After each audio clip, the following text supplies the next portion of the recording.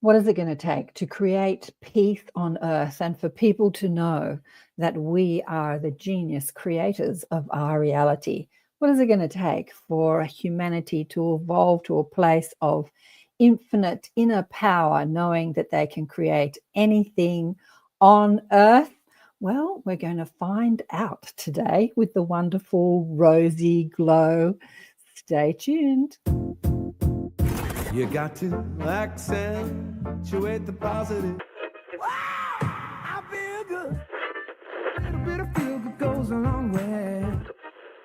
You're listening to Karen Swain, teacher of deliberate creation, accentuating the positive, showing you a way to a better life. Accentuating the positive, it's not just fad, it's sanity. Who in their right mind would accentuate anything else? If you feel like that's what you want to do. G'day, welcome to another show, Accentuating the Positive with the Karen Swain, awakening and expanding consciousness on the United Public Radio Network and the UFO Paranormal Radio Network on 107.7 and 105.3 FM, syndicated radio in 120 countries. And we're streaming on 8 platforms, as I say, across the internet, including Rumble, Roku, Odyssey, YouTube, and Facebook. And we've got a few people tuning in. Hello from Canada, Sherry and Shirley and Vladdy from Germany, all saying hello. And Soul Damn Funky from the UK. What do I want to say? Yeah, we've got the wonderful Rosanna Hannes. Hannes, how do you say your last name? Hannes? Hannes. Yeah. Hannes. Well, aka RozyGlow with us in the UK. She stayed up late to talk with us tonight. Welcome to the show, Rosie. Delighted to be here. Thank you for having me. Yeah, you're welcome. So one of our Inner Sanctum team, Russell Ruckman, who is Soul Damn Funky, he said, he introduced me to Rosie and said, you've got to put her on the show. And, you're fabulous singing your praises. And I think you said that he's a friend of your husband's, right? Right. Yeah. Beautiful synchronicities, actually, that brought us all here today. Is your husband in the music industry? He's a DJ too. He's an ex-fireman himself, fire governor, and also has his own building company. So yeah, he does a lot of things, but he is a DJ too, and that's how he knows Russ. Ah, beautiful. Yeah, so Russ stays up late when we have our groups, because we have our groups in the morning here in Australia, in the afternoon, evening in the UK, but it's like evening in the afternoon, evening in the US, and then 10, 11, 12, 1 a.m. in the UK. So what time is it over there for you? It's like 11:30 p.m., right? It's way past my bedtime, but I couldn't miss it because it's a very exciting day. So give Rosie lots of love because she's staying up late to chat with us. Let me tell you a little bit about Rosie. RozyGlow is life changed forever on the 31st of October in 2020, when a loud booming voice woke her up in the morning, telling her very clearly that in our universe, the light has won. The voice was the StarPeace Collective, and they shared that it is time now to activate this reality here on planet Earth, or Mother Gaia.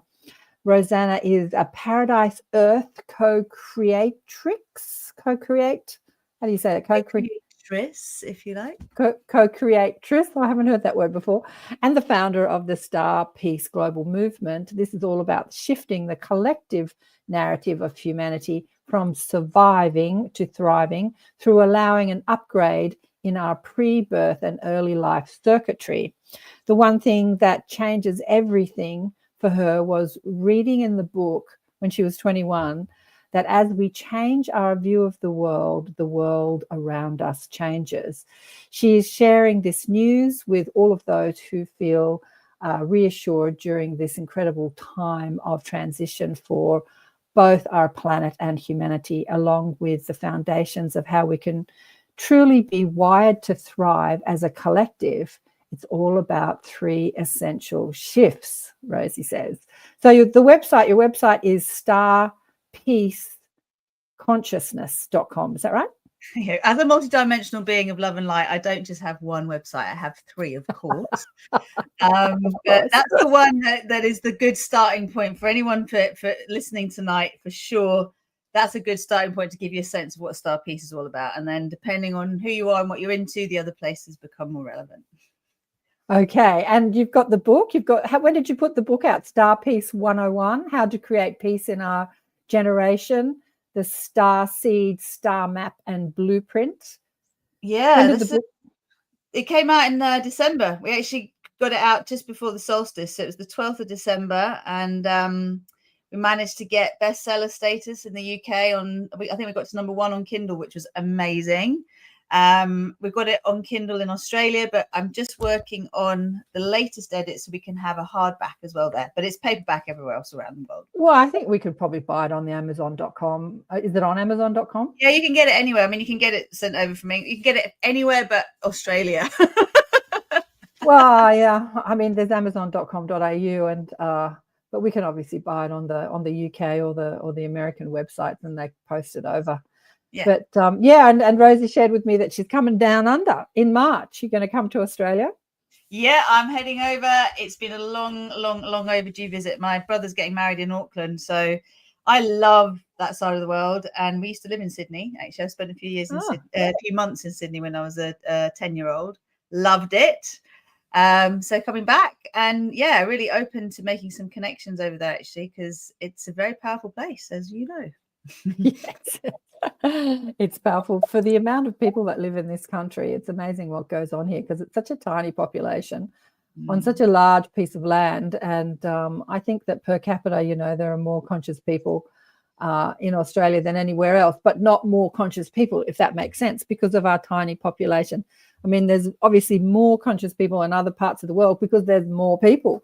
And but yeah, lots of things going on down under. But I'd love to hear your story, like how you got into all this and how the UK is receiving this information. Years ago, a friend of mine came out here who was in media, mainstream media, and I was telling him a few of these concepts. He's really big. I'm not going to mention his name. He's really big in the UK, in the mainstream sort of news world.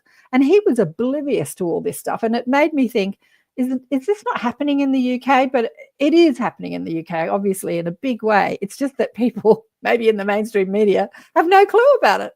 So well, it's a classic thing, isn't it? That what you're tuned into, you see evidence of, and when you're not tuned into it, you don't. So I think, I mean, the UK is a very small place, but it's a very densely populated place, right? There's a lot of people here. So I personally find it very easy to be here, whereas my blood is Greek. So, Greece is like a whole other story. And I mean, there's a different type of awake there as well.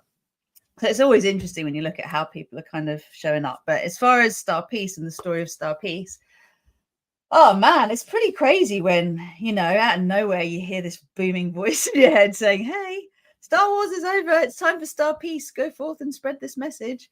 And that's exactly what happened back on the 31st of October, 2020. So it was just after, hey, hello.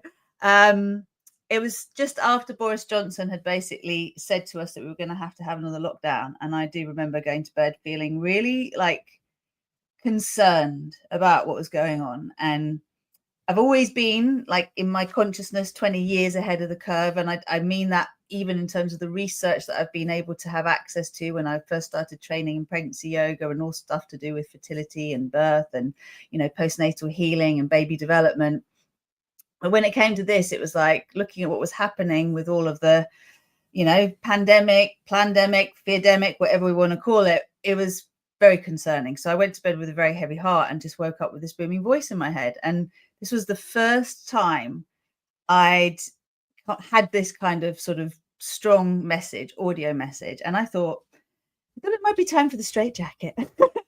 But it actually started to lead me into something completely new and took me from what I think was my first soul purpose, if you like, because I think we have different levels of soul purpose. And when we achieve a certain level, if we want to continue to grow and develop our consciousness and carry on with the mission we set for ourselves before we incarnated, then we get the next level. It's like Mission Impossible.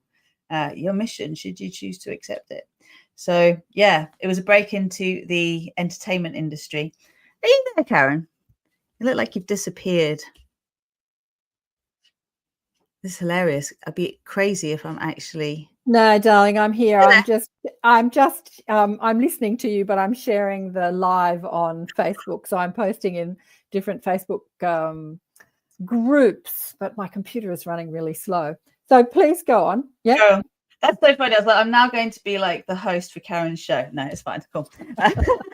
So yeah, basically, yeah, if you have any questions anywhere along the way, just ask me, okay? Because I think that's probably the easiest thing to do.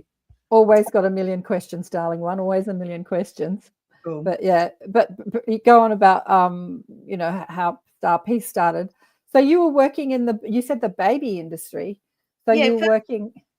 First of all, so I think I would say I'm on my 5th level soul mission at this point, and that's how I describe things these days, because it's just a little bit easier to understand. But we all have callings, right? I think anyone who's listening, you'll have a longing for something. So when I was 8 years old, I really wanted a baby. And I wanted a baby all the way through from when I was 8 to when I actually conceived my beautiful daughter, Scarlett, when I was 21. And she was my 1st level soul mission. So this is what I'm talking about. So through having her, although I was very young, I was, you know, pretty switched on, and I knew I wanted to have a home birth and I didn't want to have issues with the hospital. But I had stories of birth trauma in my ancestry, including my mum's older brother being a stillborn. And this is something that I was a little bit aware of. And I was aware of it because when I was 14 years old, I had experienced rebirthing, which came about as a result of being quite an unhappy teenager in quite an affluent life, because we lived in Singapore at the time. We were expats. And I got the privilege to experience and to learn very early in my life that the impact our birth can actually have on us and our time in the womb and how it shapes us. So I had these seeds planted and very much wanted to have a baby. So by 21, I'm pregnant. I'm making these choices. I'm preparing myself with my mind and my intelligence and my self-inquiry, but I haven't really gone deeply into clearing that trauma on a cellular level or even in my subconscious. So this culminated in me having a 4-day labor and not actually birthing at home, and everything that I didn't want to happen happening, except narrowly avoiding a cesarean section. So it was only when I got to hospital that I actually felt safe, and she was finally born on Thursday lunchtime. And this led me to then kind of find myself in a whole new world, because I'd gone from being well educated in a high-flying job to then a single mother on benefits very, very quickly, very early into her life. Things didn't work out with her dad. Anyway, I'm now retraining. So I'm like, what do I do? Well, I'll do something that's good for me. I'll become a yoga teacher. This was my mum's suggestion. And before I know it, all these pregnant women were coming to my classes. So, you know, necessity is the mother of invention, and all these things happen. So first soul mission, have baby leads me to become yoga teacher leads me to become specialist pregnancy yoga teacher. And then I started to work with the maternity services with the hospital that I was living near, because it was a huge hospital. And I started to do a lot more work around training midwives and doctors, and I became a doula myself, and I was training doulas as well, and parents in positive intervention methods and natural nurturing, and understanding the baby's language and what they're saying, and how to prevent trauma and how to heal trauma from birth. And yeah, that kind of led me really into a teacher training role. And also I worked with the hospital in such a way, and this is the craziest thing, right? There's a whole other story there, and I'm not going to go into it now, but it turns out, remember I said that my mum's older brother was a stillborn? Well, I was working with the hospital where my mum's older brother was a stillborn. However, I had no idea that this was originally where I was from and why I ended up living back in this town. So this is a whole other thing about how epigenetics can, as a human, pull you back to places to go and clear, whether you want to call it karma or trauma or whatever, but to clear stories up, which is what I feel those of us who are here, if you like, on a mission to help the ascension of humanity, we're here to help clean up the density in the collective. So Absolutely, darling, you're singing my song. yeah, baby. So this all led to, in between being a yoga teacher and the StarPeace mission, I read a really cool book by Bruce Lipton called The Biology of Belief and then The Honeymoon Effect. And this led me to train in the work I've been doing as a coach all these years, for the last 10 years or so, which is around clearing, deprogramming or detoxing and reprogramming the subconscious. And so everything I'd done, from pregnancy stuff to the coaching stuff, led me to StarPeace. But it was about how the lens we see the world through is programmed into us. And this is why the shift from surviving to thriving really starts. We have to look at conception. We have to look at relationships if we want to look at how to start making this shift long lasting. Yeah, absolutely. I love that you're calling it StarPeace instead of Star Wars. I remember when Star Wars came out, the movie, I was a kid, and I think I was staying at my auntie's place, and she worked for a magazine, and we went to the premiere, and the world was like buzzing about this movie, Star Wars, and there's been like a trillion other Star Wars movies since then. But yeah, it's always war. Humans, it's always war, isn't it? Everything's war. And the truth about our galactic relatives or neighbors is they're mostly peaceful beings. The ones that interact with Earth are definitely about peace, but humans always make space all about war, don't they? It's all war because they do. We've been programmed. If you think about the stage of where we are as a species, like we've only been programmed to survive to this point. So that's why we can't think beyond war. Right. We are stuck in fight, flight, freeze, fawn. We can't think. I mean, when you think about American Indians or any indigenous, if you like, the indigenous beings of this planet that were kind of first spliced star being and, humanoid that has grown from animal, whatever we want to call it, they knew, but then somewhere along the line, we kind of forgot. And we have just been wired and really, really in a slow process of evolution, like painfully slow.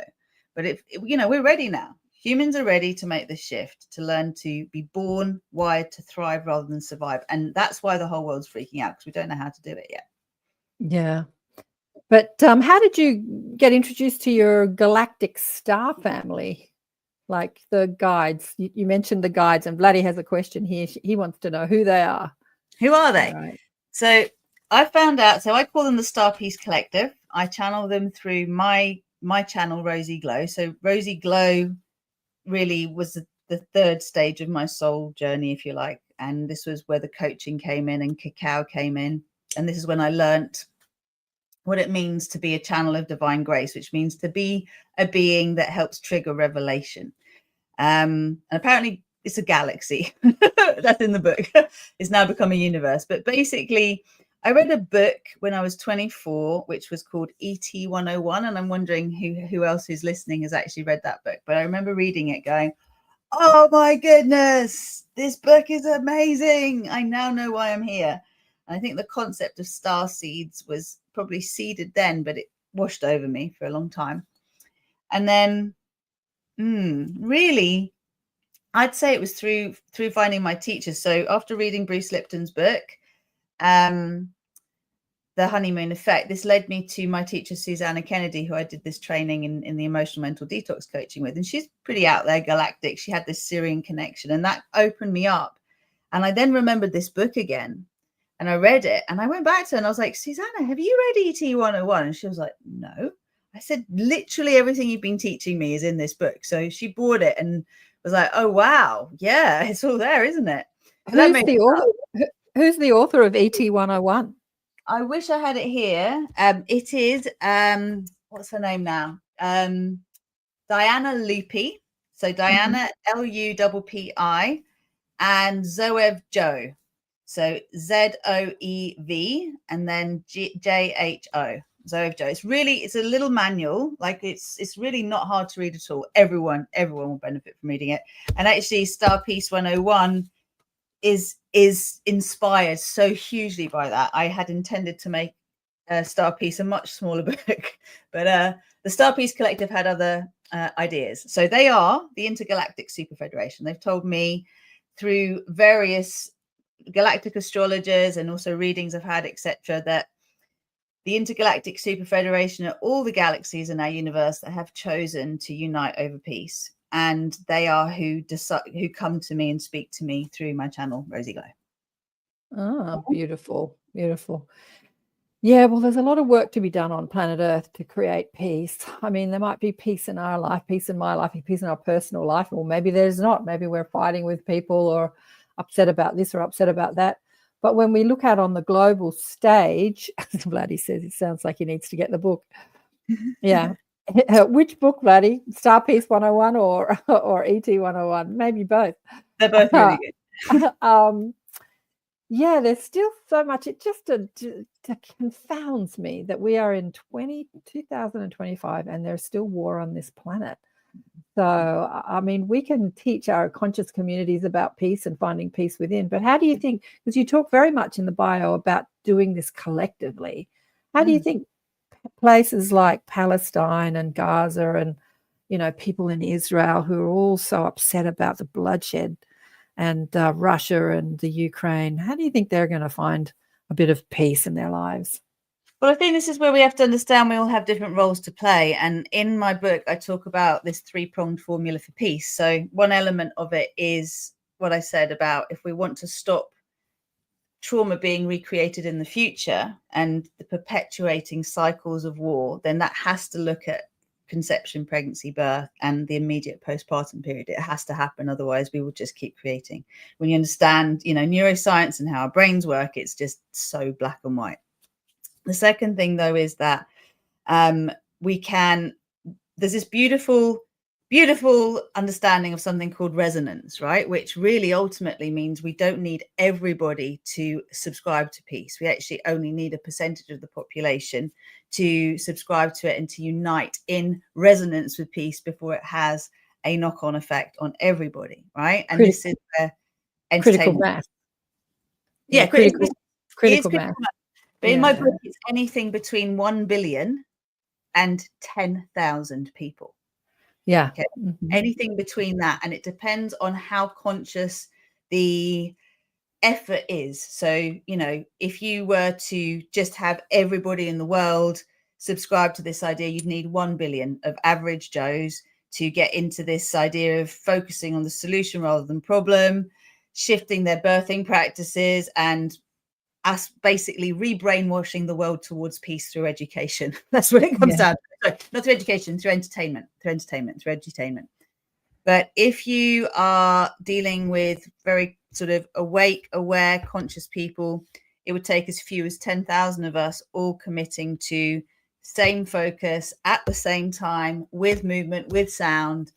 There is a way to do it. It's a little bit more complex than that, but it's doable. And it involves basically all layers of our being activated. So it's not just prayer, it's not just song, it's not just visualization, it's not just meditation, but it's a combination that can totally do this in one generation. And I'm claircognizant and I know this shit. This is happening. Okay, this is happening. We just have to let it happen. We have to let it happen. You know, what's happening in Australia at the moment, we're going through this experience of anti-Semitism happening because of the war with Gaza.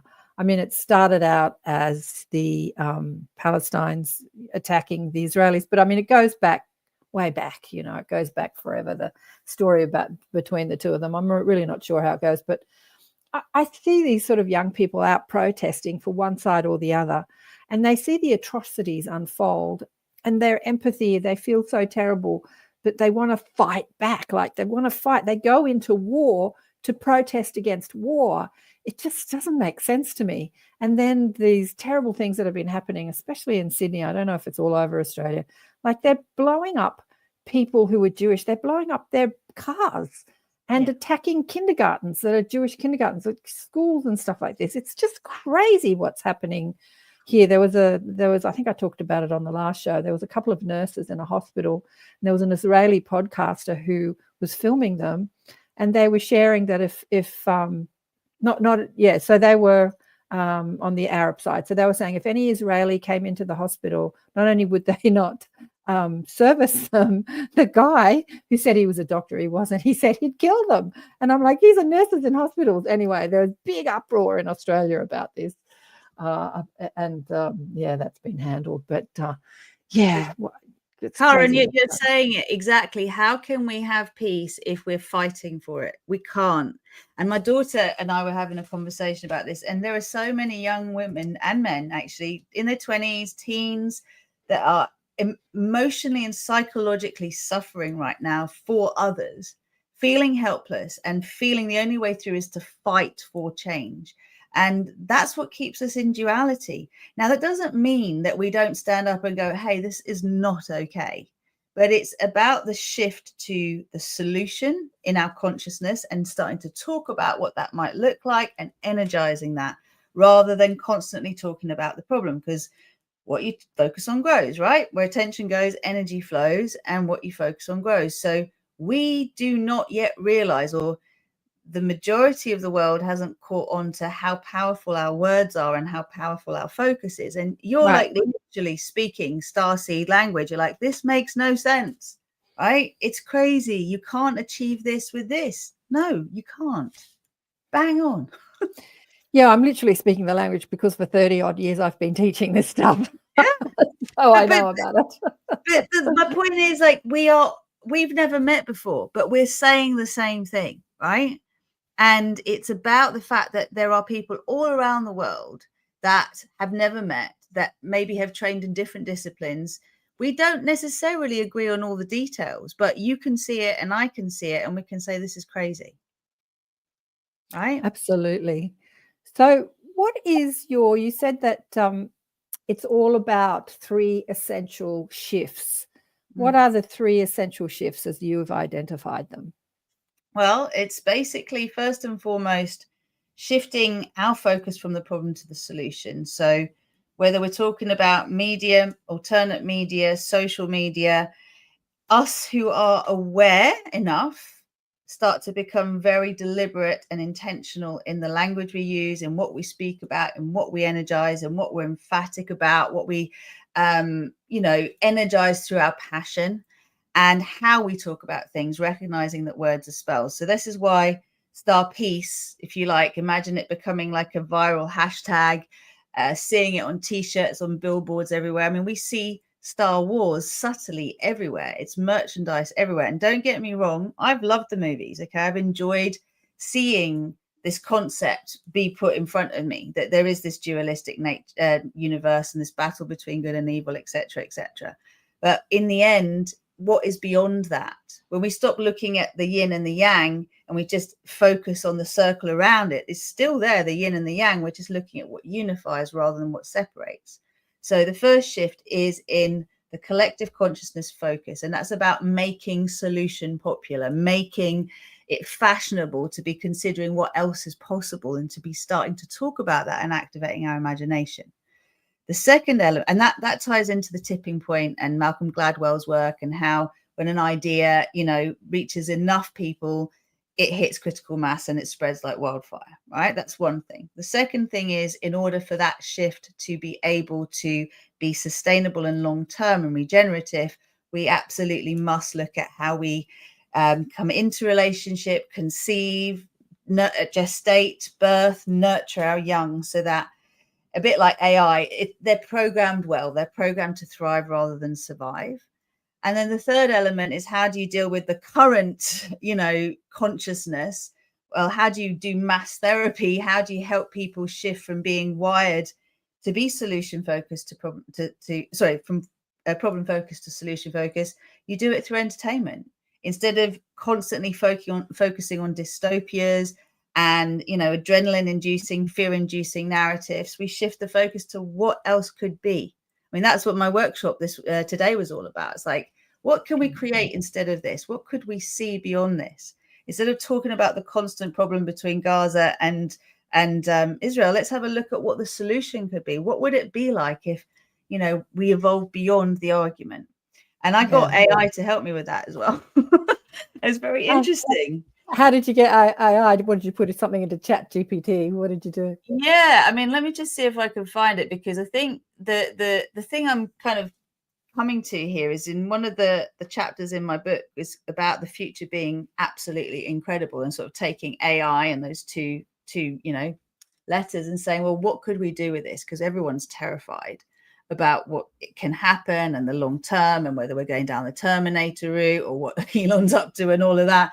And I'm like, okay, well, the entertainment industry is always telling us the potentials, and what we focus on grows. What do we go and give our energy to? What do we go and watch at the cinema? What do we watch on Netflix? Like, the algorithms literally will pick up on what we watch and give us more of it. Right. So how can we meet people in the problem and take them to the solution?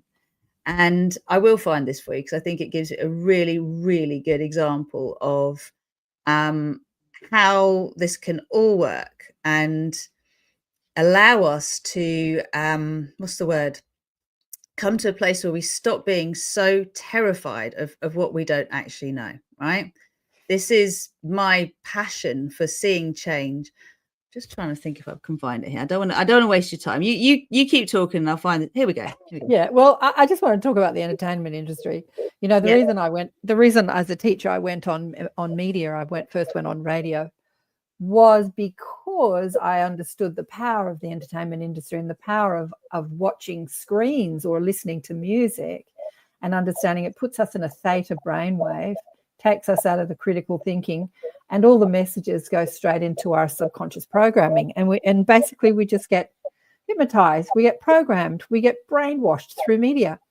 And the media in the past, like as we've talked about Star Wars, has constantly and perpetually kept us in that state of fight flight, in that warring consciousness. So the people that run the media understand the power of it. But yeah, as you say, with AI now, like making movies and things like that is a very expensive process. But now with the AI, you can punch in what you want to do, and AI makes like a little mini movie for you, without hiring actors and directors and producers and script writers. And it's incredible. So now we can get those messages out there, through the entertainment industry, through music and through movies and short films and podcast shows, obviously. But we can also, the whole thing is about the power of our imagination, right? If we look at, like you said, theta brainwaves from what we watch. I was doing some research when I was writing the book, and I was finding that depending on what you were watching, it was slightly different brainwaves. Like, was it theta? Was it alpha theta? Was it beta theta? What was actually happening in terms of the combination of the brainwaves, depending on whether you're watching an action, or you're watching a horror, or you're watching a drama, or you're watching something that's a comedy or a romantic comedy. I was like, this is really interesting, right? In terms of the fact that we can use this to our advantage. And so if I wanted to, I could use AI right now to get, a photo of Trump with my book, right? Or with Elon. Yeah, you could. But I'm planting that seed in my consciousness that it's possible that he could read this book. And by virtue of that, I'm starting a chain reaction of, well, wouldn't that be interesting? What would happen if he did? And, and I'm starting to imagine beyond the normal narrative of, oh, the orange one, oh, the this, oh, he's misogynist, oh, the narratives that we're constantly feeding and energizing and getting pissed off. I don't know if I'm supposed to swear or not, but you know what I mean? Like, just getting into this place where you're like being manipulated all the time, whether it's mainstream or alternative, right? And when we wake up to that, we can start to decide what we really want to create for ourselves. And as you say, become the author of our own story, the director of our own show, everything we've been told spiritually we are anyway. We're just getting more of a chance to play with it, right? Yeah, it's amazing really how AI is making that reality come true. So Ian, is Ian a friend of yours? He says hi. Thank you for hosting, Rosie. It might be my husband, actually. It might be, is it Ian Phillips? Is your husband? No. Oh, no. Good to see you. Oh, it's Ivan. Sorry, not Ian. Ivan. Ivan, we met at a festival, at Hope Festival, actually. I was having a bit of a rant and he was listening. It was quite funny. How intolerant spiritual people can be. Hello. I've got to read you this, though, because this is just so funny. This is what AI came up with, okay? And this is like, I just think it is so exciting that we can play in this way. So this was talking about Palestine-Israel conflict. It was saying the old story is the violence and suffering in Gaza and Israel are endless. There will never be peace because both sides are too entrenched in hatred. This is what people go back and forth and argue about, right? This is standard. So the new story. People on both sides are beginning to reject the old cycles of violence. Families who have lost loved ones are coming together, refusing to fuel further destruction. Grassroots peace movements are growing, with Israelis and Palestinians building bridges, supporting one another and demanding a shift from war to cooperation. A new generation is rising, one that values unity over division, love over fear. The seeds of StarPeace are taking root. I didn't write that. What, AI wrote that, did they? Yes. Go AI. And now we can make a movie about that if we want to, right? Absolutely. And we could energize that as a reality if we wanted to. Yeah. I mean, people, you know, they're indoctrinated with ideas and beliefs from their generations and their society, and they don't know any other way, and they don't even know how to think in another way. They don't even know how to think in another way. But yeah, if they went on YouTube and watched a little movie of somebody thinking in another way, it gives them that opportunity to shift their mindset. Yeah, absolutely. Yeah, hooray. Well, Shirley says, she says, yay, AI peace. Yeah.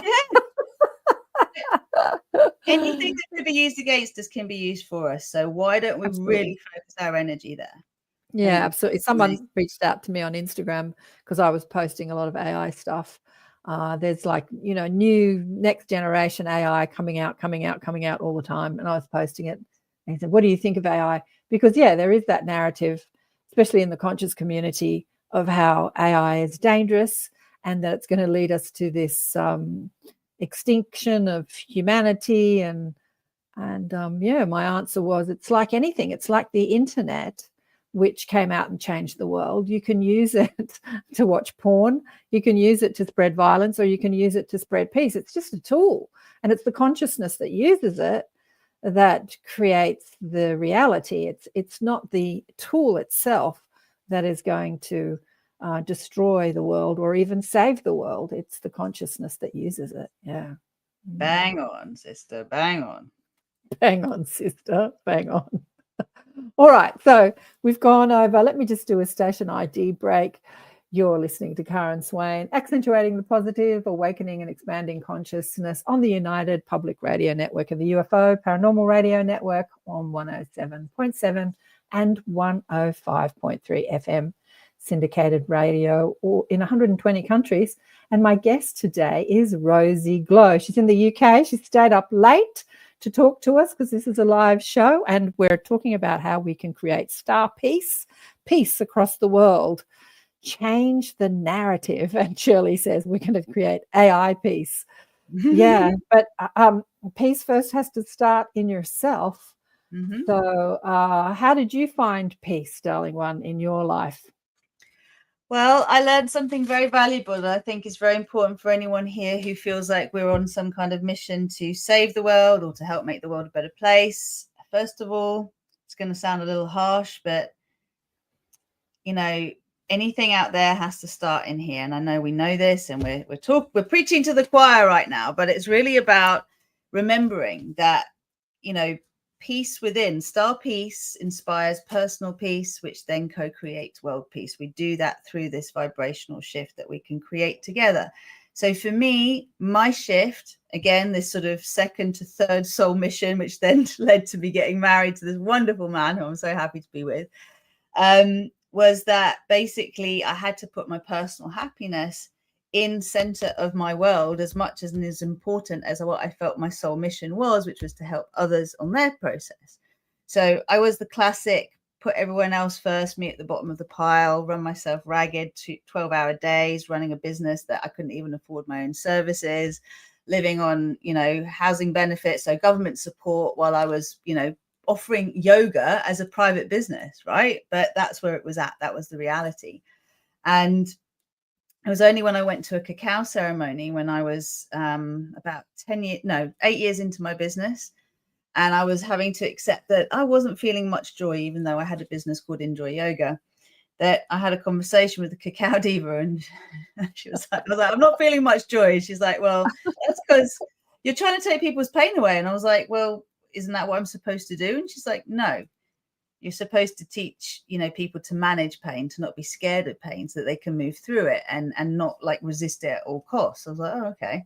So if Enjoy Yoga was my previous mission, what do I do now? What's it called? And that's when RozyGlow came about. So very quickly, I started running cacao ceremonies as well as doing all my yoga. I was a Reiki master. I was doing other things, but then this coaching piece came in, and it was about me clearing my subconscious programming around toxic love stories, because I was a magnet for Mr. Wrong, Mr. Unavailable, Mr. Not That Interested. I had some pretty shocking love programming myself from my childhood. And yeah, basically, through this process of reparenting myself, of upgrading my expectations and getting all parts of me to line up, this led to me creating my own courses, my own methodologies. And I basically got the man that I asked for, and so much more. And we're now together 7 years. Go on, what are you laughing at? I hope he's listening. Are you listening? It's a dream come true to have a really happy and healthy relationship, right? When you've not had that, and you're on some warrior mission, feeling like you're on a mission to save the world, and someone says to you somewhere on the line, oh, the world doesn't need saving, by the way. Why don't you focus on you and your vibrational shift? Because you're that person that feels like you're doing good, but you're constantly judging everyone, and everything's good or bad, and like you fly off the handle at the first thing that someone doesn't agree with you about. And you know what I mean? Yeah, I do. I totally live that. Yeah. I know you read a few books and you think that you're enlightened because you have a bit of knowledge under your belt, but you're still carrying all your programming and all your negative belief systems, and they're playing out in every relationship. Oh, it's 11:11 here. Yeah, they're playing out in your love relationships, your friend relationship, your relationships with your family. And I love what you said about pain, because this is what we teach in the Inner Sanctum too. We talk to pain. We don't try and get rid of it. We don't try and run from it. And many people are online. Ivan says he has a cacao drink in his hand. You talk to it. Pain is just an indication that you're running one of those programs, whether it's physical pain or emotional pain. So let's look at this program and let's reprogram it. Let's change it. Yeah, you don't need to run from pain. Pain is precious. Pain is precious. Yeah, I love what you said about that. And I've watched this show recently on one of the streaming platforms called Ginny and Georgina. It's an American show. Have you seen it? No. A couple of seasons. It's about a woman who was, as a young girl, like a 12, 13, 10-year-old, she was sexually abused by her stepfather. She runs away from home, gets pregnant, has a baby at 15, and it's the unfoldment in her life. And how she's just in survival. You're talking about going from surviving to thriving. She's in constant survival mode and toxic relationship. And she's attracting that same relationship she had with her stepfather in every relationship. And then the movie is actually about her teenage daughter, who's the Virginia, and she's the Georgia. And watching the teenage daughter go through teenage angst with a mother like this, but the teenage daughter is trying to find a different life to her mother. And it's all about, programming, like what you're talking about, those toxic male relationships. And it's really fascinating how the law of attraction and deliberate creation plays out in all these movies that we watch. There is this law in the universe. You can't get something different than what you believe. No. You just can't. You have to change your beliefs. Yeah, go on. It's just it's frequency, isn't it? I think what's going on in the world of nutrition is so interesting because it kind of explains this in the simplest terms, right? You're everything, whether it's synthetic food or it's organic and growing from a tree or from the earth, either or walking and has legs or fins or whatever, is either going to be metabolized as fat or sugar, right? That's what it comes down to, bottom line. So if we look at our own energetic expression, our thoughts, our emotions, our expectations, our beliefs are either taking us up a spiral of joy or down a spiral of doom, right? It's kind of there, or neutral. Neutral is where you get to choose. I know you know this, but it's like the whole point for us is to recognize we have that power. And all the time that we think we might be helping and we're fighting for change and we're advocates for this and that, and they're the baddies and they're the goodies, our friends in the cosmos are going, oh man, when are they going to get it? It's not about that. And so when we come back to neutral and we go, what do I want to choose? And I mean, this is the thing when you ask me about the three things, what does it take? You know, entertainment, birth, viral movement is what we're talking about here. But if we break this down, what that really means is our words, our spells, where we put our attention is what we create. Our cellular memory is programmed a certain way. So if we want it to change, it's a somatic and an energetic process that's required to go through for that cellular memory to be cleared and upgraded, right? So our nervous system can go through a reset from surviving to thriving. It is an operating platform shift. It takes time and persistence and effort. And then the third element with re-entertainment is really the power of the voice, of movement, of sound, of rhythm, of unified, you know, all the things we couldn't do over the years that we were all separated, right? It was to gather, to enjoy ourselves, to build oxytocin, to, you know, listen. I mean, raves are really interesting. I think people are missing a trick. When I look at all of these mindless laser shows, for example, I'm like, you could be literally putting up there, I am the light of the world, I am so powerful, you know, I am peace. And you could be combining that with smells and geometric shapes that are kind of helping to shift your energetic circuitry. Like, we can do this, we've got the power, right? Let's do it. And it doesn't actually matter whether people are off their heads or not. What matters is that you come into the vibrational frequency of unity consciousness with a shared intention. And when you do that, oh my gosh, right? We're unstoppable. Absolutely. Absolutely. You're talking about the power of entertainment. I was just thinking, I had Grant Cameron on the show. He was a UFO researcher and he's now big into consciousness. And he was contacted by someone who said, I've channeled a message for you, because he was the nuts and bolts man and he didn't really kind of come at people channeling or talking to galactic consciousness. He was all about lights in the sky and that sort of thing. But he's had this big shift. But he had this message years ago that the ETs had sent him a message and asked him to look at music. And he said, oh no, they've got the wrong person. I am so not into music. I never listen to music. I don't have a favorite band. I'm not. Anyway, long story short, he looked into music, and what he found, he wrote a book about how the ETs had been inspired musicians across the planet for decades, and the message that they put in the music. And we never really think about it until you look over some of the words that are in, like, especially in the 60s and the 70s and the 80s, some of the like crazy words that rock musicians were putting in their songs. And you just think that they got stoned and wrote these crazy words, but actually they were channeling the ET message in the music. So yeah, so the ETs understand how the power of entertainment, as you say, the power of entertainment. And so do, I mean, I don't know if you ever came across the research. So there's a couple of things that fascinate me. One is about soldiers not being allowed to march over bridges. And I don't know if you've looked at that, but that really backs up what I'm talking about. No.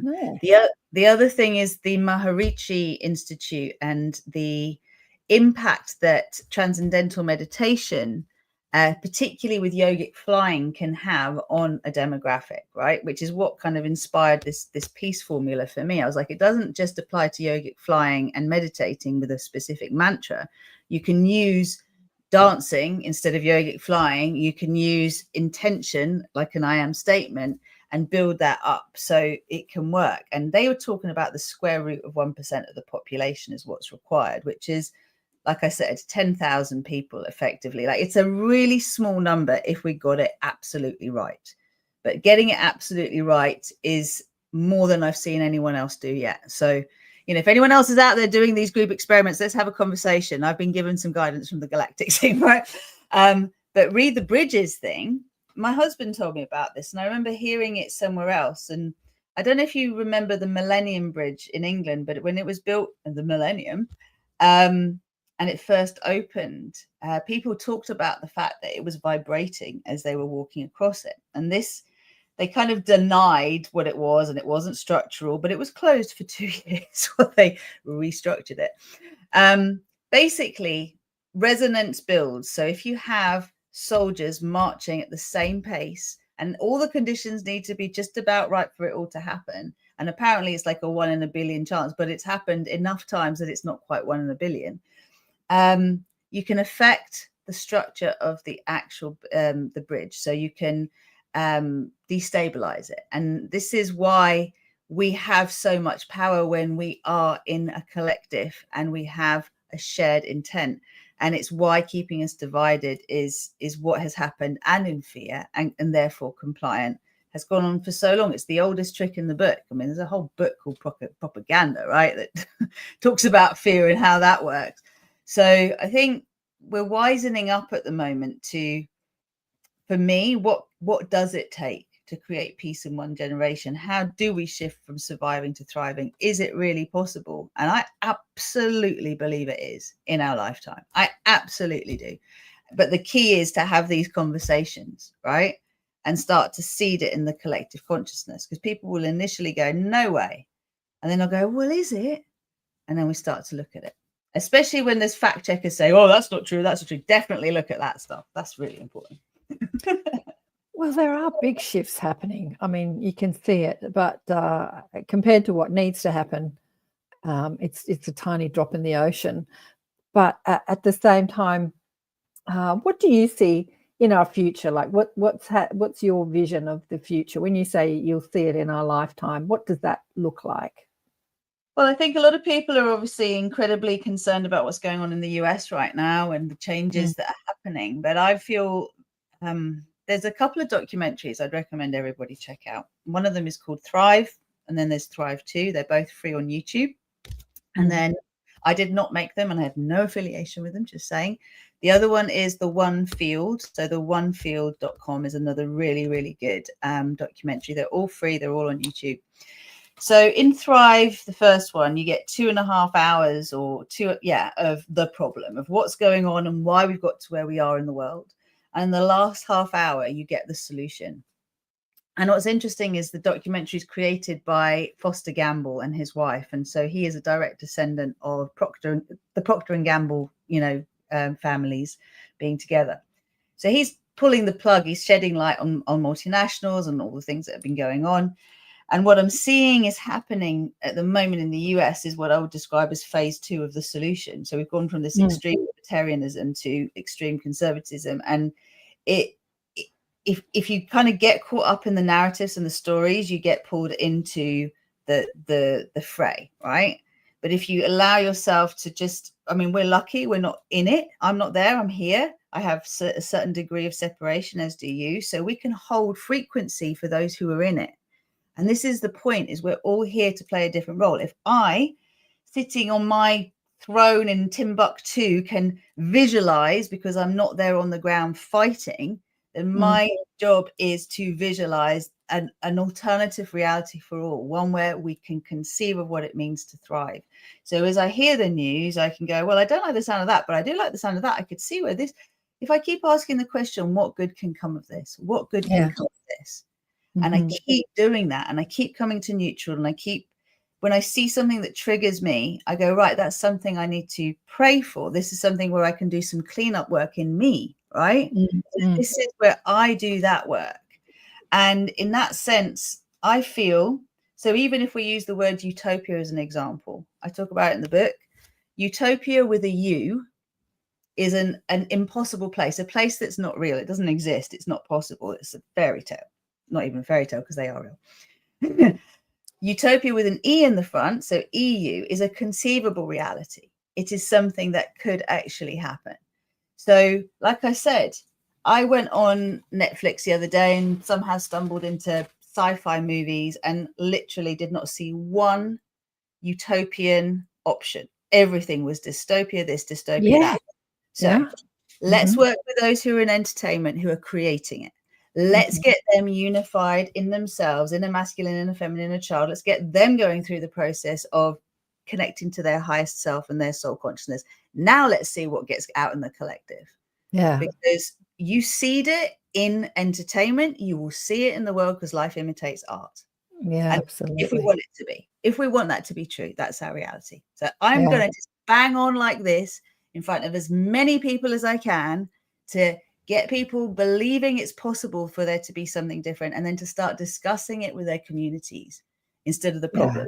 Right? Yeah. That's how we do it. Yeah, absolutely. Well, that's, going back to the reason I went on radio was, to put that drop in the ocean of putting some conversations out there through a media system that that reminds us of our infinite power of creation, that we are powerful, that our focus attracts, and that we are powerful. To use this media system to create change rather than to keep us perpetuating fear and separation. I look at different. There are clever people behind the people. As you say, Foster Gamble wrote about the people that control the world, or think that they control the world. There are some really clever people behind it. I watched the Thrive movie back in 2012. Foster was actually out in Australia, and I met him, and I put him on the show. And amazing man. I watched the way he related to people, because he had all these people cramming to talk to him, but the person in front of him talking was the one that he had his focus on. No matter who was saying, Foster, talk to me, he kept his focus on that one person he was engaging with. It was beautiful to watch. But the people that, think they run the world, think they're so clever, because they use our empathy and our sympathy against us. Like especially the young generation who think that's not fair, that's not fair. And they feel empathy and sympathy for the downtrodden and the other side, but they weaponize our empathy and our sympathy so that we come out fighting and protesting and saying no. And as you know, Esther Hicks, the teachings of Abraham famously said, you can't scream no in a vibrational universe, because what you put your attention on grows. So if you're saying, no, this is bad, this is wrong, I hate this, you're actually just adding to it and expanding it and expanding it and expanding it. Yeah. So there are very clever people behind the entertainment industry and the news industry. I think they know this, and they're deliberately keeping us in that fight, flight, and in that separation. So we have to be the clever people inside this industry that can change that. Yeah, that can change that. But we are. I mean, there's been a massive decentralization of entertainment. And I think this is the thing, is that you and I are having this conversation now, and we're doing it in pretty public places, right? This is, there's been a shift in, what can be said where. I mean, I remember how censored I got on Facebook, for example, a few years ago, right? Yeah, me too. Like, oh my gosh, like this is real. Wow, right? But then it's all playing and it's all shifting, and it's like we're learning discernment. We're learning that is possible. We're not naive going, it can't be. I mean, our parents' generation, God bless them, you do what you're told, you follow. I mean, you might have been a rebel, but you followed the rules. My grandparents even more so, because it's inconceivable to imagine beyond that, right? But we are claiming our authority, our autonomy, our sovereignty. We're willing to take the risk of getting it wrong. I mean, even what I was saying about birth, it's like to choose when you are in your most vulnerable state, i.e. pregnant, to go against the narrative, against what the midwife or the doctor says to you. And when I say against, let's change the wording there. When you decide to do your own research and be discerning about the information you're receiving, and not just take it as gospel because someone in a white coat or a uniform is telling you this, and you decide to use your amazing brain and your amazing heart and to consider what's right for you, then you have the kind of conversations. Thank you. And you have these kind of conversations where you ask questions and then realize they don't have answers for those questions. And you go, hold on a minute. I can't put my faith and trust in what you've got to say as an expert, because actually I am the expert here. Even if I know nothing about this out there, I can trust myself and what's right for me. And when we claim that and we tap into it, which is what we're here doing today, and it's what the book's about as well, because it's all about activation codes to get you to remember that you do know. We all know. We're all masters. And I do feel, look, we're in the age of Aquarian corridor, right? We are in this birth canal that's going to go on for at least another 8 years. Let's just see where we are. I've already had the visions of how it's shifting and how it will shift in the next 20 years or so. And it's very cool. It's very cool. Yeah. So, yeah, you know. claim your mastery. Claim your mastery. I love what you said about birthing, because I was in my 20s when I birthed. I've only had one child, so I only had that one experience. So I didn't know what to do. So I went into the hospital system, but I brought my acupuncturist and my crystals in and my homeopathy. And, I brought all my alternatives into the hospital system. It wasn't such a great experience, but I did have an experience in how powerful I am in that moment. Because when the pain got too big, I was screaming like most pregnant women for the drugs. Give me the drugs! Give me the drugs! Anyway, the poor anaesthetist came in the middle of the night and he's fussing around at my back. And I thought that he had injected the needle that would numb me from the waist down, that would just take away all my pain. I thought that, or I believed that. So in that moment of me believing that it had happened, I ceased all pain. All pain disappeared. And I remember saying, oh, thank you so much. Thank you so much. And he said, shut up and stop moving. I haven't put the needle in yet. And I'm like, yes, you have. So I'm arguing with him because I'm having an experience that is not in his reality. Yeah. And then I'm saying to the doctor, so I can feel the baby moving and she's birthing. And the doctor's arguing with me saying, no, you'll be ages yet. And I'm arguing with the doctor. I'm arguing with the anaesthetist. I'm arguing because I'm having a reality that's not in their paradigm. Exactly. And anyway, I just insisted that this damn doctor check me. And he checked me and he's going, oh, my God, you're birthing. And I'm like, I told you. Yeah. And this is after, if this is after they put in the drugs and all that sort of thing. They said, you won't be able to feel anything. I said, I can feel everything, but no pain. Yeah. So then I birthed this child. And I said to my guides afterwards, like, what the hell happened? What was that all about? I was in the shower afterwards asking. And they said, we told you you are the creator of your reality. Your beliefs create your reality. And I'm like, so I believed I had the painkiller. So therefore my reality was no pain, even though the doctor hadn't injected me yet. I mean, wow, what a stunning example of how our beliefs create. Like, do not get me started on that, because it is, and we are living out the beliefs of 4 or 5 generations ago, if not more, right? Yeah. So we're not who we think we are, and everything that we like. The thing that we have an issue with at the moment is the people who are leading the world are really traumatized. I do not need to get into whether they're evil or they're not evil and who's in control and who isn't. I don't even care, because it's all inside of me, because I am the universe, right? You are the universe. We're having our own subjective and collective experience, right? It's all happening because that's what multidimensional consciousness is. However, I do know that, if we had leaders in the world today, and we can co-create it by imagining it, that looked at their birth trauma, looked at their early life conditioning, didn't just have therapy, but actually did reprogramming and deprogramming and got conscious and learned what it meant to be resolved masculine, resolved feminine, integrated in their being, thinking beyond the here and now, because they're not in fight, flight, freeze, fawn anymore. This world would look very, very different. And even our kind of connection to whether it's ET or AI or whatever, the xenophobia, the fear of the unknown, like coming back to what we said before about pain. When you know how to manage pain, you don't fear it. And one of the things I talk about most with my clients is, let's not be thinking here that law of attraction and manifesting and co-creating is about fair weather sailing all the time. What I'm getting you ready for is all weather training. When you know that you can deal with any type of weather, you are not going to be scared of life. So let's do that. And by the way, we're talking to a woman who's terrified of snakes. So I have my own stuff I'm still working through. Are you terrified of snakes? Oh, dang. Yeah. Even though I've lived over there and Singapore and been around, I was thrown in a few snake pits, so I've still got some memories of that from a few other lifetimes. Was that in the past life? Susan Yeah. says something interesting here. Let's address this. I run information through my heart connection, but I've been realizing how many people's connection has been severed and give away, and they give, I guess you said, they give away their power, like I'm used to it.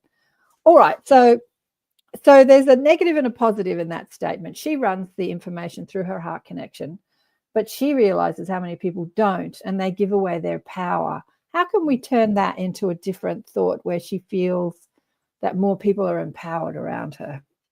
Thanks, Susan. Well, my take on that would be is there's quite a lot of people who are starting to get heart activated or heart centered, but they're not yet soul influenced. So there's a journey from the brain where we're always deferring to what we think we know to creating safety in the body. And that has to happen before we can really access the higher heart consciousness. This is my perception. I'm not saying this is everyone's, right?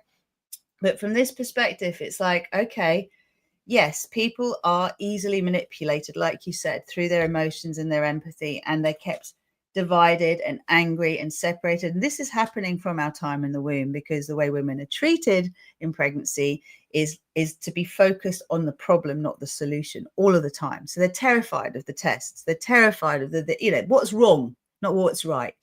Right. So, if we come back to, okay, in our own being, I know now that I run through my heart, but I'm going to call my highest self, not my higher self.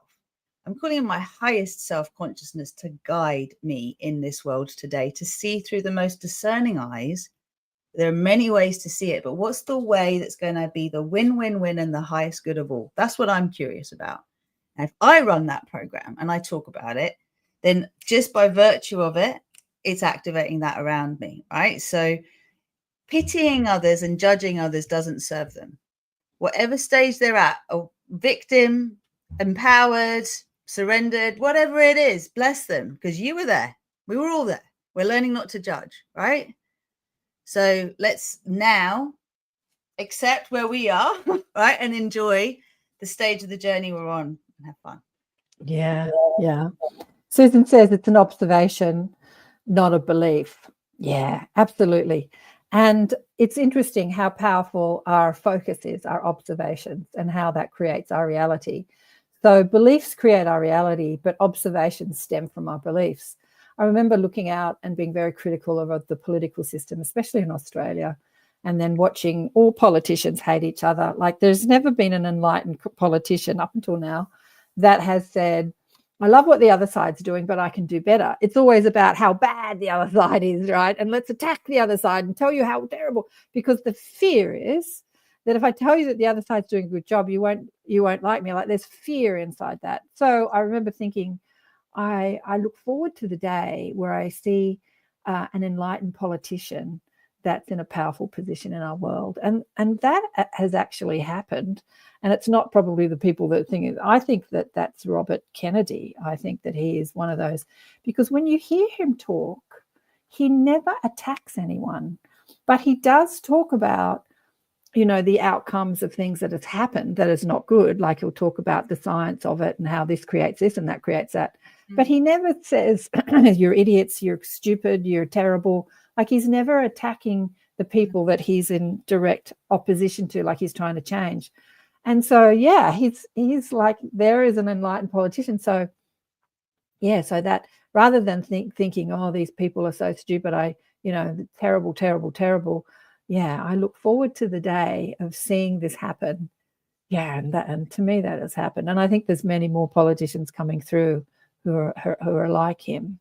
Yeah, definitely. And I love that you've brought him up, actually, because what a dream come true. I mean, I know we've all been a bit like, is it, isn't it, is it, isn't it, what's going on? Because like 1 minute something great's announced, the next minute something that we're like, what? How did you go there? But to have Bobby Kennedy just in the lineup is amazing. Whatever happens, to me, it's like we're getting to choose. I want more of that. I want more of that. I want more of that. And then we're also learning to be aware of the wolves in sheep's clothing, right? And the various people that have shown and looked like they were all cool, and then we discovered they're not, right? But it's the stand and testing of time of how people are coming. Like, if we've been focused just on dealing with symptoms all this time for so long. Give me a quick fix. Give me a quick fix. Party politics.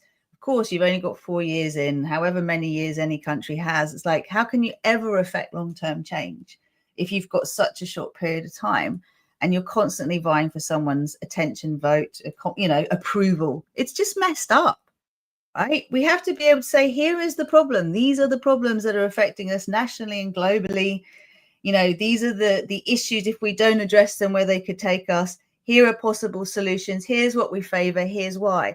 When you've got governments, though, pushing forward craziness like fracking and nonsense that we've had over, we have to say, wow, this has to get so bad that everyone can get it and go, this is crazy, right? So however that's happened for us over the last few years, I think we've all had an example or two that's made it almost impossible not to go, we can't trust them. We have to actually, from ourselves, imagine something better than this. And that's what we're doing.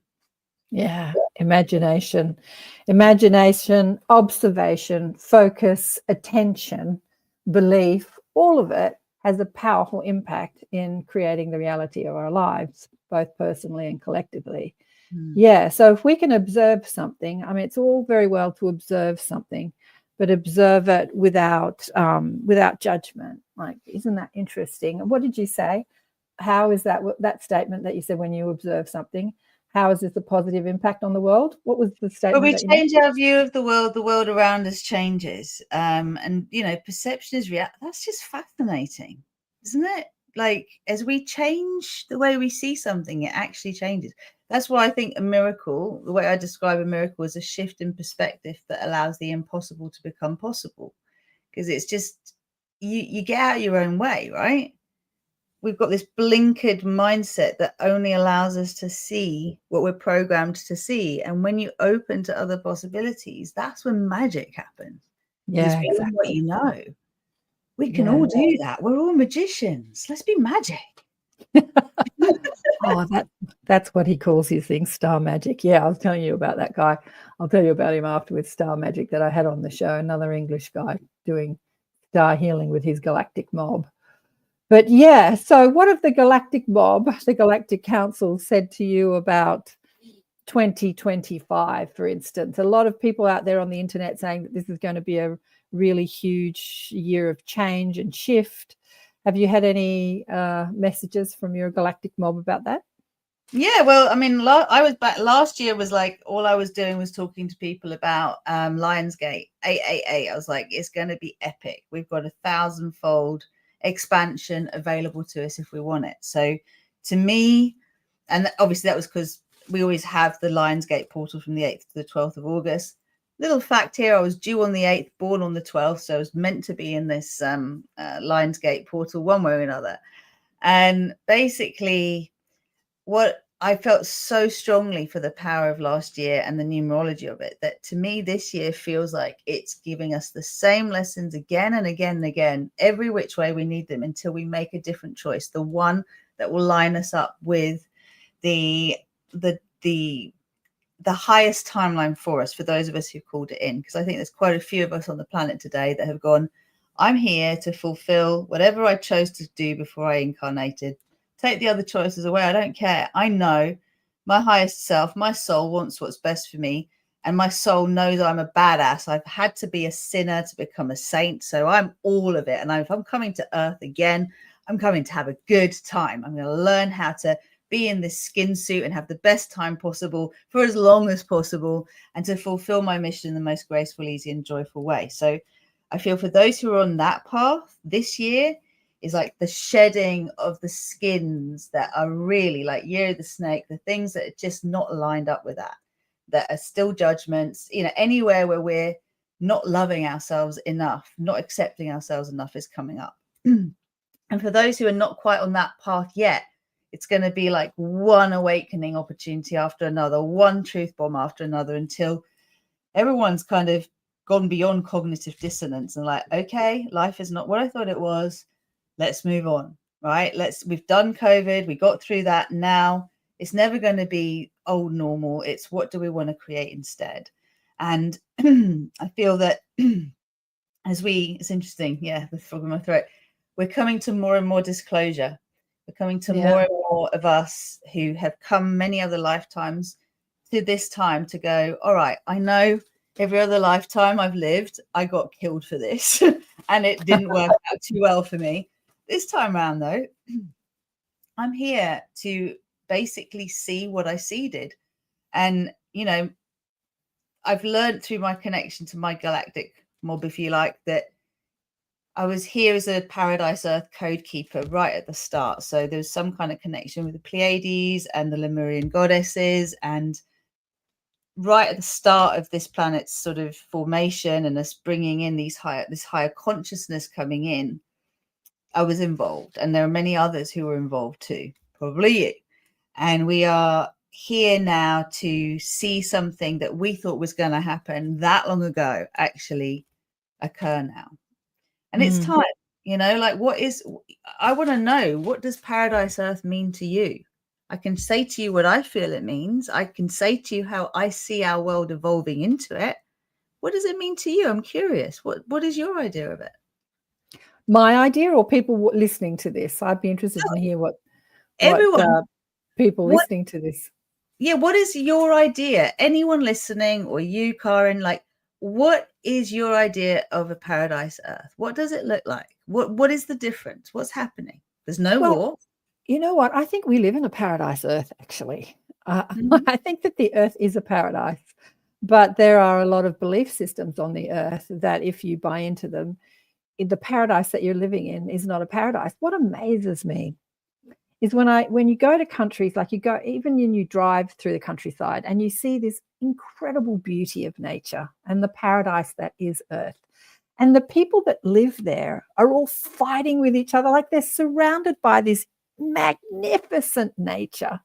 And they're all hating each other and fighting with each other. And I'm just like, can't you just stop and just appreciate the beauty of where you live? Like, I think we live in a paradise and we don't see it as a paradise. We see it as, we focus on everything that's wrong with it. Yeah, instead of focusing at everything that's right with it. But, you know, the paradise is inside all the traumas that we experience here on Earth is actually all happening for our soul's evolution. And to be grateful for that as well, to see the beauty in all the traumas that are happening personally and collectively. So when we're in spirit, we don't have the opportunity to transform the consciousness of a planet, right? Yeah. So we come into these beautiful human bodies at a time where there is incredible shifts happening and a lot of chaos happening, where you're renovating planet Earth. Like I was talking to the group yesterday about this.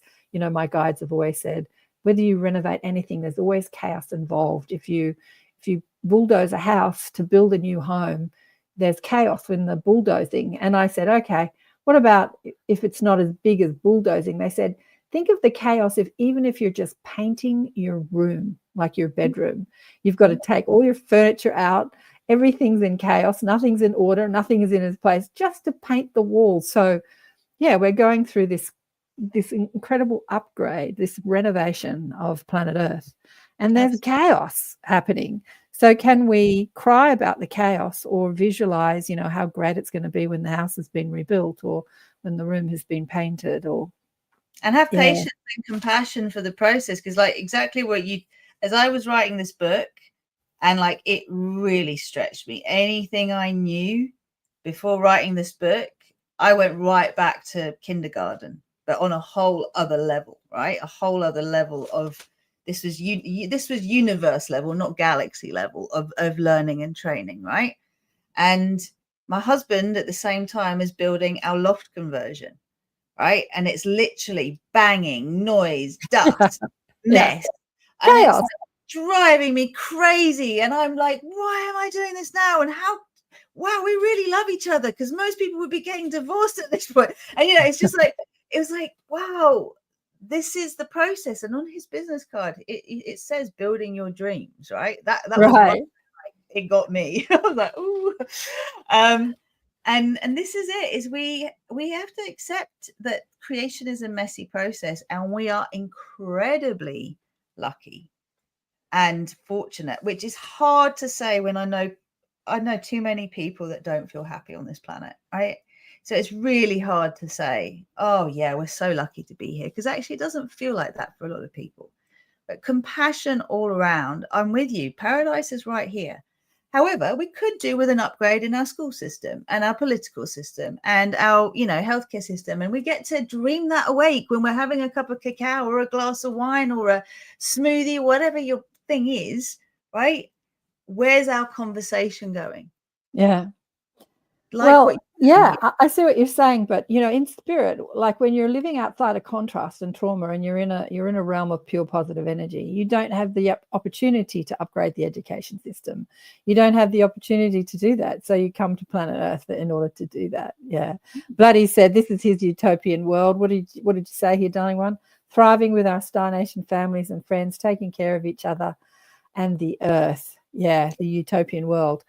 Would you get bored if it's all love and light? Would you be bored, honey one, or would you need a bit of contrast to make it interesting? I'm asking Vladdy.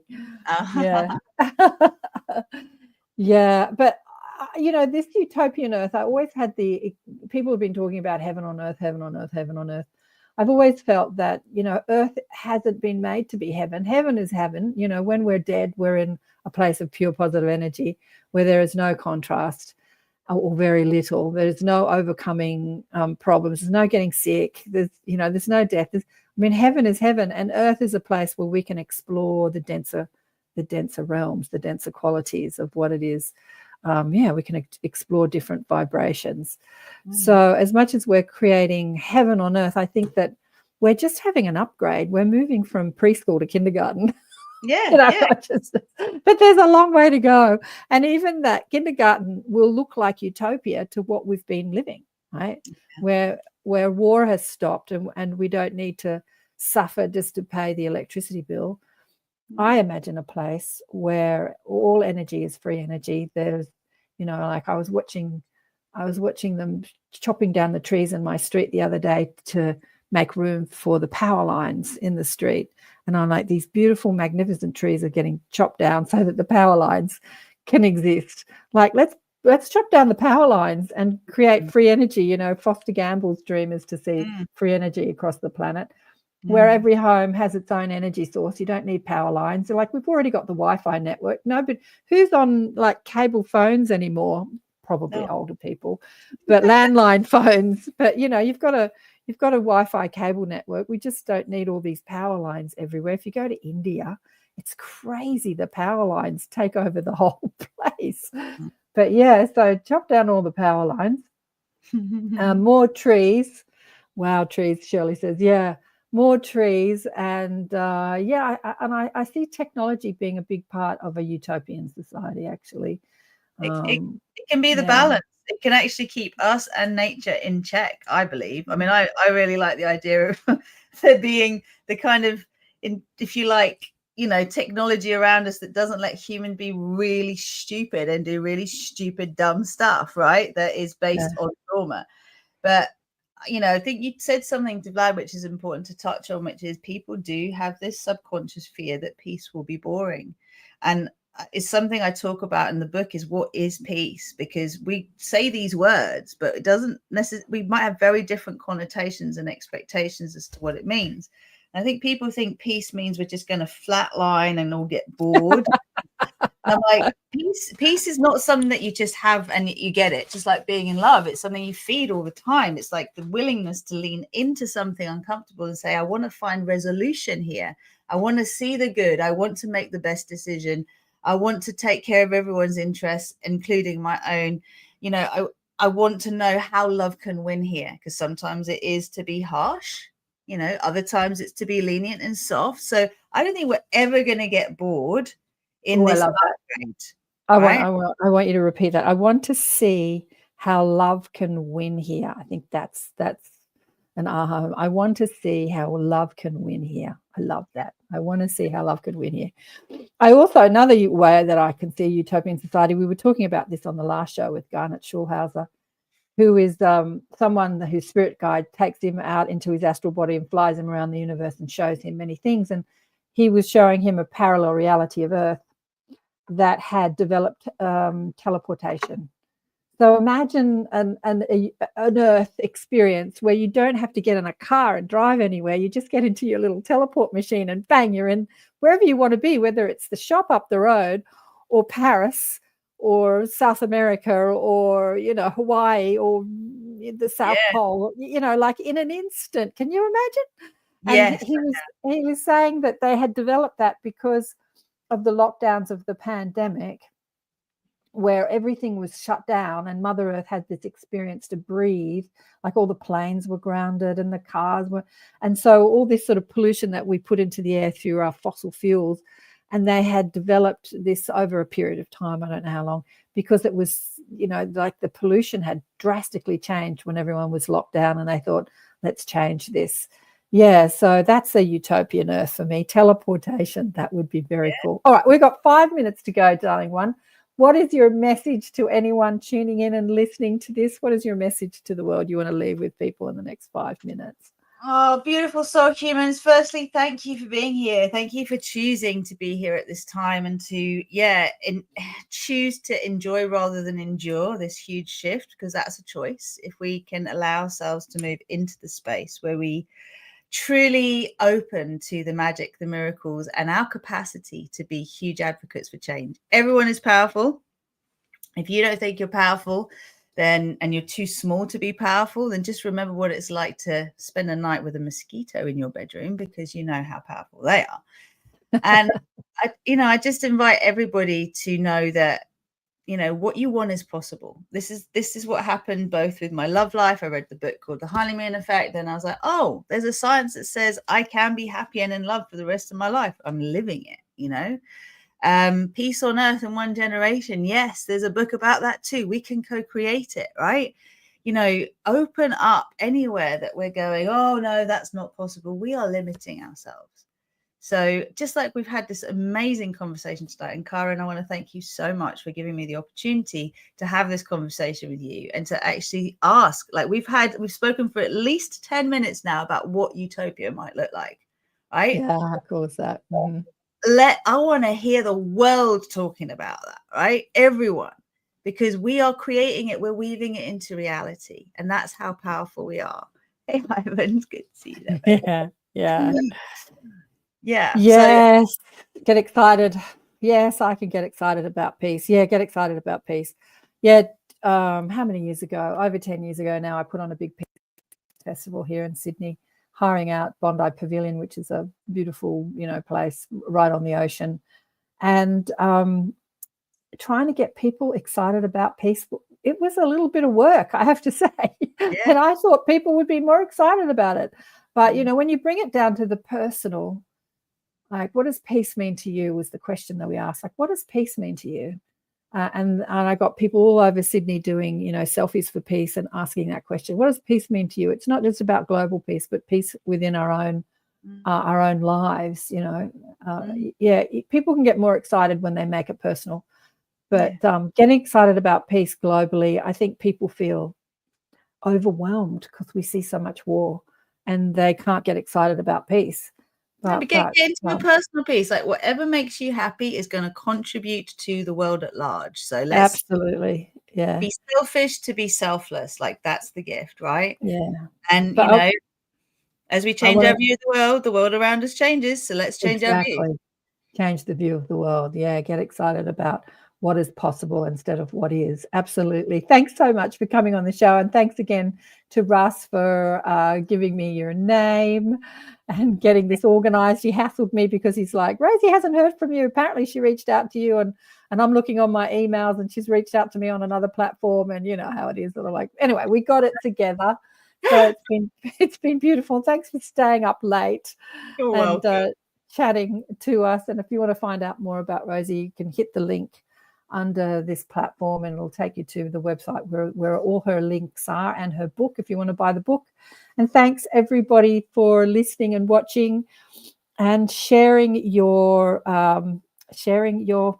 views on how you see this utopian world.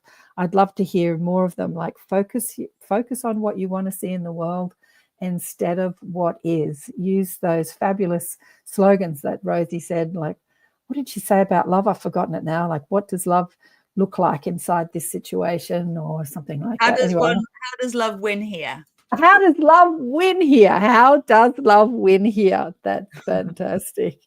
And I'll catch you again on the next show. Thanks everybody for listening and watching. Here we go. Where's the outro? Bye for now. Bye.